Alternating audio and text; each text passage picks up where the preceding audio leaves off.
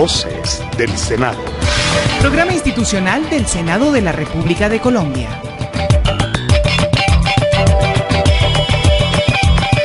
Comienza una nueva edición de Voces del Senado, programa institucional del Senado de la República, desde los estudios de la Radio Nacional de Colombia, la radio de todos. Hoy domingo 14 de agosto enviamos un saludo a todos los colombianos que nos escuchan por las 51 emisoras de la Radio Nacional de Colombia. Voces del Senado, iniciativa de la mesa directiva en cabeza del presidente Óscar Mauricio Liscano Arango, primera vicepresidenta Daira de Jesús Galvis Méndez, segundo vicepresidente Iván Leonidas Name Vázquez, en la Secretaría General Gregorio El Hash Pacheco y en la dirección administrativa Astrid Salamanca Raín. En la dirección Diego Monroy y en la edición Jorge Gutiérrez, y quien les habla Fernando López. Bienvenidos.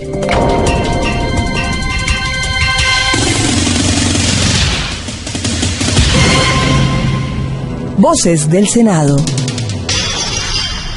Ampliación de estas noticias en Voces del Senado. Presentan proyecto anti-mermelada. En las regiones sesionará la Comisión Séptima. Rinden homenaje al ex senador Manuel Cepeda. Proponen creación del Fondo de Estabilización del Café. Buscan beneficios en pro del adulto mayor. Analizan crisis en el departamento de Nariño. Buscan prohibir el ingreso de los menores a corridas de toros. Hoy en Perfiles, el senador Marco Aníbal Avirama. Proyectos de ley que inician su trámite en el Senado. Senadores de varias bancadas presentaron un proyecto de ley anti-mermelada, el cual promueve la transparencia y la participación ciudadana en el proceso de discusión y aprobación del presupuesto nacional. Que el Congreso se autorreforme y sea capaz de acabar con las malas prácticas de corrupción en la política, las cuales le cuestan al país un punto del Producto Interno Bruto, dinero que se debería utilizar en la construcción de acueductos, carreteras y escuelas, entre otras obras, expresó la senadora Claudia López, una de las autoras del proyecto. Este proyecto de ley pretende acabar con esa mala práctica de corrupción en la que los gobiernos compran a los congresistas con partidas de presupuesto que se acuerdan por debajo de la mesa y sin ninguna transparencia. Para acabar con esa práctica de corrupción de la mermelada, este proyecto propone que el debate de la priorización de la inversión del gobierno en las regiones se haga a través de audiencias públicas en cada departamento, en la que cualquier ciudadano de ese departamento podrá proponer proyectos de inversión, las autoridades locales, también los congresistas, pero en igualdad de condiciones a los ciudadanos. Y de manera pública en cada audiencia decidirán cómo se desglosa y se prioriza la inversión del gobierno nacional en ese departamento en cada sector. Esa priorización, esa acta de proyectos priorizados volverá al Congreso de la República para culminar el trámite de aprobación del presupuesto del Gobierno Nacional en cada año. Para nosotros es muy importante que es un proyecto de todas las bancadas de este Congreso. Este proyecto lo firman representantes a la Cámara y senadores de todos los partidos políticos. Menciono solo algunos. En Senado, Luis Fernando Velasco del Partido Liberal, nos acompaña el senador Benedetti, presidente del Partido de la U, Iván Duque del Centro Democrático, también colegas del Polo Democrático, por supuesto de la Alianza Verde, e igualmente en Cámara. La representante en la Cámara, Olga Lucía Velázquez, indicó que dicho proyecto marca la diferencia porque la comunidad y los mandatarios locales podrán priorizar los proyectos. ¿Qué tiene de diferente en el ejercicio de la presupuestación? Uno, que se van a reconocer las realidades territoriales, es decir, tendrá la posibilidad la comunidad de cada una de las regiones de priorizar sus proyectos en conjunto con la autoridad local. Se priorizan los proyectos, pero además, si son proyectos que requieren un estudio de factibilidad, donde el municipio no tiene la posibilidad de realizarlo, el gobierno nacional tendrá que realizar ese estudio de factibilidad para que puedan acceder a recursos, dado que hoy esa falta de fortalecimiento institucional de muchos municipios no les permite acceder a esos recursos que da el gobierno nacional. Entonces, ese es un segundo momento, y es darle la posibilidad a esos recursos para los estudios de factibilidad. Y tercero, el seguimiento a la inversión. Hoy, ¿cómo se hace seguimiento a la inversión? De manera aleatoria, porque así lo establece la ley 152, planeación le hace seguimiento a algunos sectores. Aquí se establece que se haga seguimiento a todas las inversiones realizadas en los municipios y esos seguimientos con la comunidad, pero también con las autoridades locales, es decir, no solamente va a ser transparente en la asignación del recurso, sino también transparente en la ejecución del recurso. Buscar una democratización de lo que puede ser el presupuesto, indicó el senador Armando Benedetti, quien señaló ejemplos de cómo se hace en otros países. En países como Francia, en Alemania, en Inglaterra, hay una comisión especial. El desarrollo es de un año. A veces en Francia, en un año solamente se saca una ley, que es la ley del presupuesto, donde esa comisión recorre todo el país, buscando entonces que cada región tenga su participación, su decisión, y después va al Congreso. Repito, dura un año. Aquí hemos tenido en la plenaria del Senado por lo menos que se vota unos 220 billones de pesos en cuestión de 10 y 15 minutos.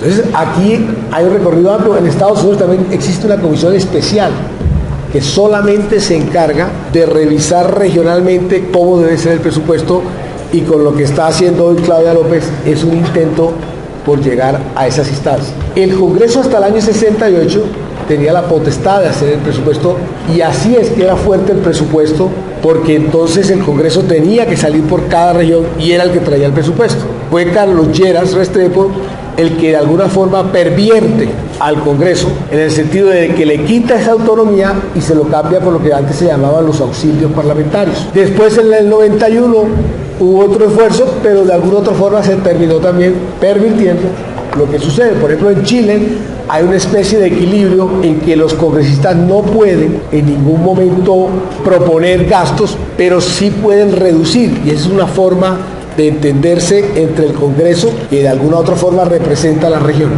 Esta iniciativa también busca que se pueda lograr el reequilibrio de poderes entre el Ejecutivo y el Legislativo. Así lo expresó el senador Luis Fernando Velasco. Porque hay varias fuerzas políticas acompañando este proyecto de ley. Básicamente porque lo que buscamos es generar lo que yo he llamado el reequilibrio de poderes entre el Ejecutivo y el Legislativo. Cuando un congresista que representa región, que representa los intereses de los ciudadanos, tiene que pedir una cita para ver si el gobierno nacional, que ha recentralizado de una manera terrible desde los últimos años, yo creo que en los últimos 15 años ha habido una terrible recentralización, el gasto, para poder que una comunidad que él representa tenga un acueducto, tenga una vía, tenga una escuela, termina generándose unas malas relaciones en las cuales el gobierno puede decirle: listo, le doy esa partida, pero ustedes tienen que votarme algunas cosas de las cuales no está de acuerdo. Y un segundo elemento muy complejo: no se justifica en nuestro país, lo dice alguien que hizo la oposición, que una persona por estar en la oposición no pueda tener ninguna injerencia en el presupuesto cuando están representando ciudadanos. Entonces, lo que hace este proyecto es básicamente reequilibrar el poder y volverle a dar una posibilidad de hacer un debate digno del presupuesto al Congreso y no negociar nada por debajo de la mesa. Cualquier acción, cualquier solicitud legítima, por lo demás, de algún congresista se hace sobre la mesa y se debate públicamente. Como lo contempla la Constitución Nacional, dicho proyecto de ley inicia su trámite en la Cámara de Representantes porque tiene relación con el manejo y trámite del presupuesto nacional. Voces del Senado. El presidente de la Comisión Séptima, Enson Delgado, indicó que con el fin de dinamizar el trabajo de esta célula legislativa, sesionará en varias regiones del país. En el Valle del Cauca se llevará a cabo una sesión para evaluar la crisis de la salud. Asimismo, se analizará el proyecto de pensionados en las diferentes sesiones de las regiones, indicó el senador Edison Delgado. Toda nuestra presencia en las regiones, por lo tanto vamos a realizar algunas audiencias, no solamente en Bogotá, sino igualmente en municipios, departamentos de nuestra geografía colombiana. Ayer aprobamos algo muy importante, justamente realizar realizar en el distrito de Buenaventura una sesión que tiene que ver pues con todos los temas de salud. Hoy se van a presentar algunas otras proposiciones que tienen que ver con la discusión que ya se ha iniciado, pero va a ser mucho más fuerte al interior de la comisión en lo que tiene que ver precisamente con los aportes a la salud de los pensionados. En esto hemos querido que podemos realizar por lo menos 3 audiencias, poder escuchar todos los sectores que inciden de una u otra forma en estas decisiones, invitar al gobierno, lógicamente al Ministerio de Trabajo, al Ministerio de Hacienda, a Colpensiones, invitar al sector privado, a sus fondos, a la ANDI, inclusive a los trabajadores en cabeza de sus diferentes organizaciones y a las asociaciones de pensionados. Creemos que este proyecto, que es muy importante, está precisamente para tercer debate, que hoy en día está concitando la opinión pública. Existen muchas expectativas por parte de sectores de aquí de Colombia con respecto al proyecto. Esta comisión, con toda la madurez que lo ha caracterizado, podamos dar esa discusión para luego pues, los ponentes puedan presentar sus informes, discutirlo, debatirlo, tomar la decisión pertinente y avanzar en el mismo. Entonces, Voces del Senado. El senador Iván Cepeda del Partido Polo Democrático Alternativo propuso a la plenaria de Senado un homenaje en memoria de su padre, el ex senador Manuel Cepeda, y de otros congresistas víctimas del genocidio de la UP. Esta solicitud la hizo como acto simbólico por la paz y la reconciliación. En dicha proposición se solicita fijar una placa en sitio accesible y visible del Capitolio Nacional con los nombres de los congresistas de la UP. Así lo expresó el senador Iván Cepeda. A 22 años del asesinato del senador Manuel Cepeda le rendimos un homenaje a través de una proposición que busca la instalación de una placa en las paredes del Capitolio que recuerde a todos y cada uno de los congresistas asesinados en desarrollo del exterminio, del genocidio contra la Unión Patriótica. Es también la oportunidad para pedir que con motivo de los acuerdos de paz en La Habana se desarrollen políticas para garantizar cuanto antes un estatuto de la oposición, como lo prevé el acuerdo segundo en La Habana, y también para desarrollar todas y cada una de las políticas tendientes a que lo de la Unión Patriótica nunca más vuelva a repetirse. Este homenaje en este 22º aniversario es también un testimonio de que lo de la Unión Patriótica es un recuerdo que tiene que ver con la reivindicación de la búsqueda de la paz, pero con garantías y seguridad para las fuerzas políticas de oposición. Proyectos de ley que inician su trámite en el Senado. El senador del Partido Centro Democrático, Ernesto Macías Tovar, presentó un proyecto de ley que busca la creación del Fondo de Estabilización del Café, el cual permitirá garantizar la sostenibilidad del ingreso de las familias cafeteras a través de la regulación del precio de sustentación por carga de mínimo 33 salarios mínimos legales diarios vigentes. Puntualizó el congresista Macías que el recurso principal de financiación del fondo será el aporte del gobierno nacional de un 25% de los recursos que se recauden por concepto del impuesto a los movimientos financieros durante la vigencia de dicho tributo. Radicado un proyecto de ley que busca crear el Fondo de Estabilización del Café. ¿En qué consiste? En que con recursos del 4 por 1000 vamos a constituir un fondo para ayudarle a los cafeteros en épocas de vacas flacas. Esto quiere decir que cuando la carga de café se baje de 33 salarios mínimos diarios, el fondo entra a operar y auxilia a los cafeteros para complementar o completar el precio del café. Con esto buscamos garantizarle a los cafeteros de Colombia, a las 560.000 familias cafeteras de Colombia, garantizarles una estabilidad y una tranquilidad por lo menos en los precios de su producto. De manera que esperamos que el gobierno nacional y que el Congreso nos apoye con esta iniciativa para sacarla adelante, que solo busca el bienestar de las familias cafeteras, que son el producto más grande que tiene Colombia en el sector agropecuario. Proyectos de ley que inician su trámite en el Senado. La bancada del Partido Centro Democrático, en cabeza del senador Álvaro Uribe Vélez, presentaron un proyecto de ley que busca beneficiar al adulto mayor. El senador Uribe explicó que con esta iniciativa se pretende que más de 1 millón de adultos mayores que actualmente están en el programa Adulto Mayor se beneficien, por lo tanto se les mejore su calidad de vida. El programa del adulto mayor tiene aproximadamente 1 millón de adultos. En el gobierno nuestro pasó de 60.000 a 860.000, pero uno encuentra que en muchas regiones colombianas le siguen pagando 120.000 pesos cada 2 meses, 140 o 90. O sea que la persona que le pagan 140 le están dando 70.000 pesos mensuales. ¿Qué dice el proyecto nuestro? Que ese programa, ese subsidio, deba tener un monto mínimo que la persona reciba un ingreso por encima de la línea de pobreza. ¿En cuánto está hoy la línea de pobreza? Lo fijado en Colombia por el DANE, por planeación, dice que el ingreso por persona que vive en las ciudades debe ser de 239.205 pesos. Ingreso por persona.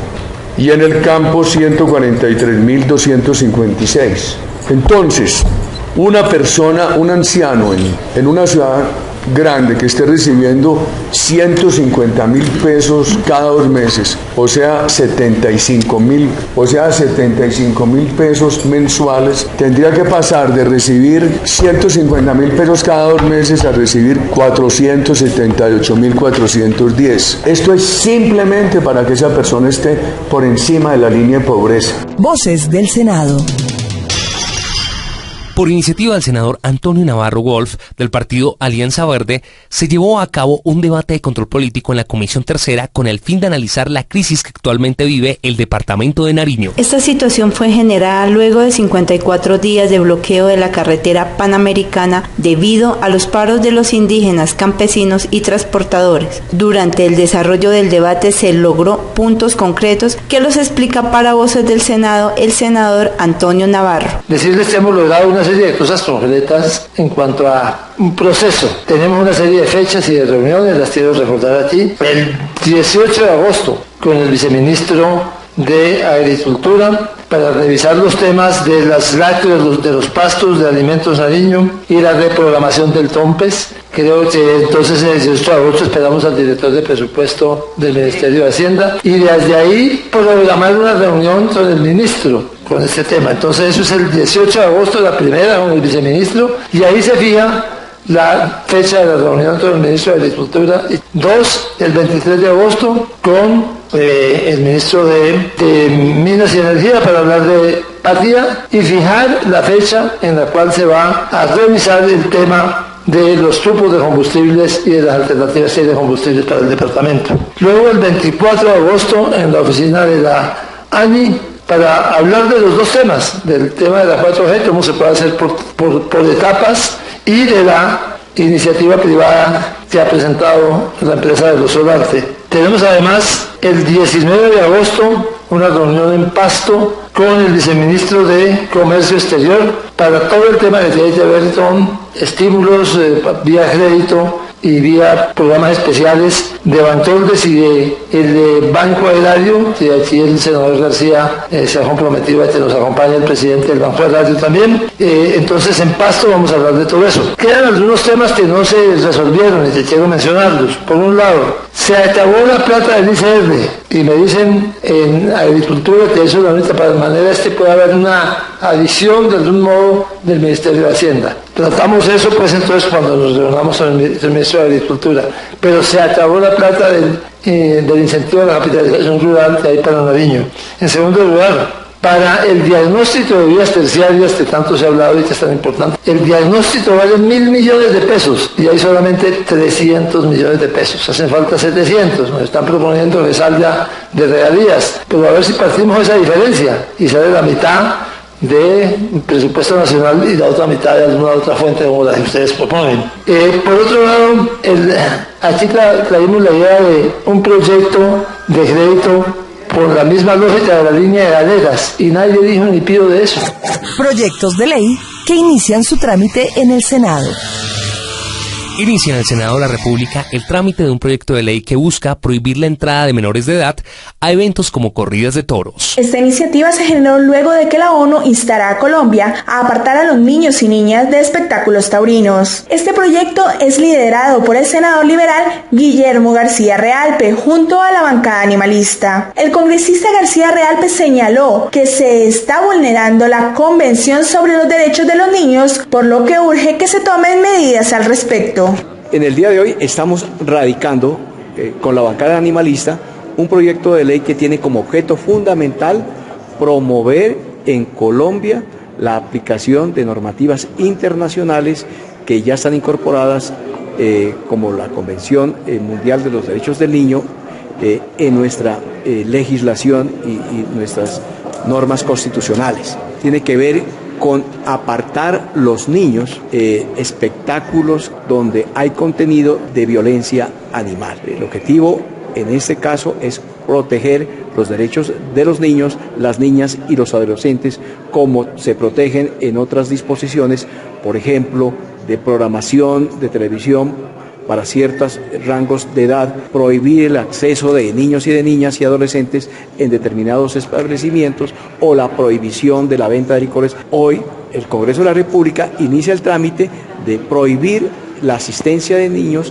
en corrida de toros, en corralejas y en otro tipo de espectáculos conexos. Además de la corrida de toros, corralejas, pues hay espectáculos que supuestamente pertenecen a la cultura de las regiones, como el coleo, en fin, y hay otros casos como la pelea de gallos, por supuesto muy adentrada en las regiones, esta cultura, pero hay una violencia entre los animales o con los animales y que se ha demostrado científica y sociológicamente que en medio del maltrato animal crecen actitudes de los niños y las niñas en el escenario de promover el bullying y también el acoso entre la juventud y entre los niños. ¿Hay sanciones o es solo la prohibición? ¿Cómo se controlaría que se cumpla esa ley?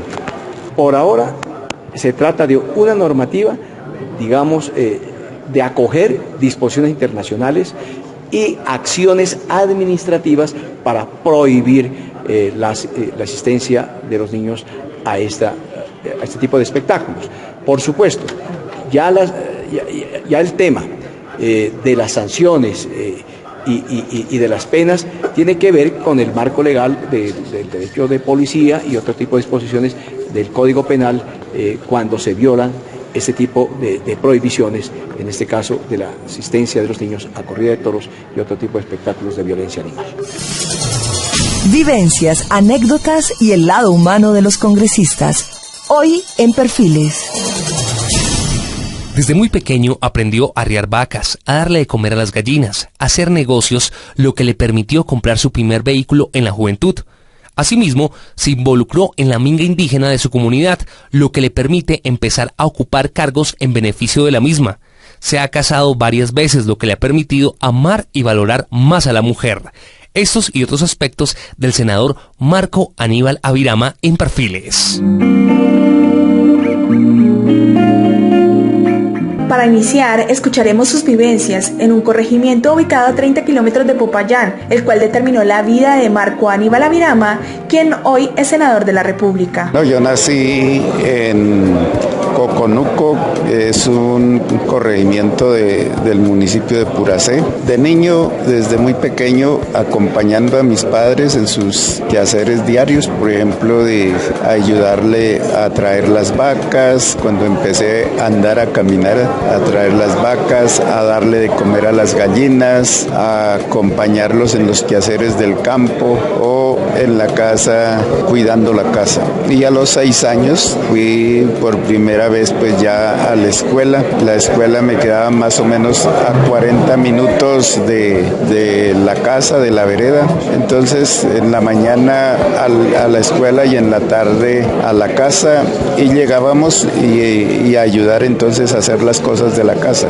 El senador recuerda cómo desde muy pequeño adquirió la habilidad de trabajar y resalta que gracias al campo aprendió a ser responsable. Yo veía a mi padre hacer negocios, entonces yo empecé a hacer negocios, empecé a comprar leche y a revenderla. Y ese fue como mi proceso. Entonces iba a la escuela, pero hacía mis negocios y eso me permitió pues entonces ir buscando los recursos para empezar a tener mis propios animales, a comprar caballos, a comprar terneros y empecé pues a tener, recursos con mi propio trabajo. Con persistencia, el senador Avirama a sus 13 años compró con sus recursos el primer carro y aprendió a manejar por sus propios métodos. Asimismo recuerda que fue en una cancha donde pudo conducir por primera vez y además adquirió experiencia en la mecánica. Compré mi primer carro a los 13 años, la ambición de tener un carro y lo tuve. Aprendí a manejar solo por mi cuenta porque no tuve profesor para que me enseñara la mecánica, la aprendí en el mismo carro y ese primer carro pues me dio toda la enseñanza para poder también comprar alguna maquinaria agrícola y de esa manera me desenvolvía entre estudiar y trabajar. Esa fue mi infancia, pues ahí como hasta los 15, 16 años. A sus 16 años se convirtió en secretario de la Junta de Acción Comunal de su vereda y al cumplir la mayoría de edad fue gobernador del Cabildo, cargo que ejerció por 2 periodos seguidos. Acompañaba a las reuniones de los cabildos como indígena,